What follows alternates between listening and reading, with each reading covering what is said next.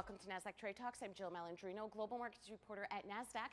Joining us for this segment, we have Joe O'Malley, Thematic and Specialty Strategist with Invesco. We're going to get a sector overview looking at different momentum indicators. It's great to see you, Joe. Welcome back to Trade Talks.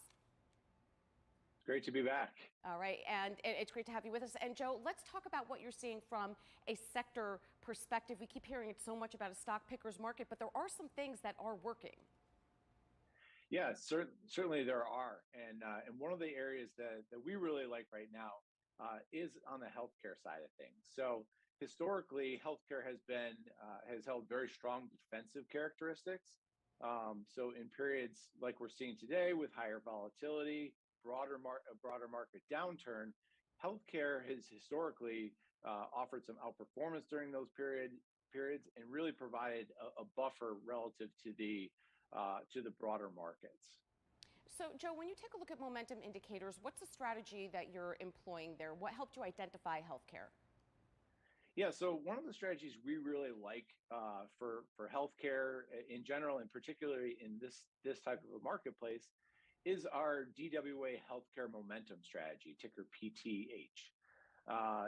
What we like about that strategy is it's a strategy that's driven by momentum, and that really differentiates this portfolio from some of the more broader market cap weighted portfolios. So, for example, utilizing Dorsey Wright's relative strength methodology, we're able to identify areas of the healthcare, particularly industries of the healthcare sector, that are showing strong momentum characteristics. So I think a good example of this is over the last 6 months, while the strategy has outperformed, it's been driven by an increased weighting to biotech. So that's been the leading contributor, but it also works on the flip side of that. So 6 months ago, life sciences represented roughly 15% of the portfolio. Today, that's been reduced, through the quarterly rebalancing process down to 2%, and that's been one of the lower performing areas of the market, or of the healthcare market. So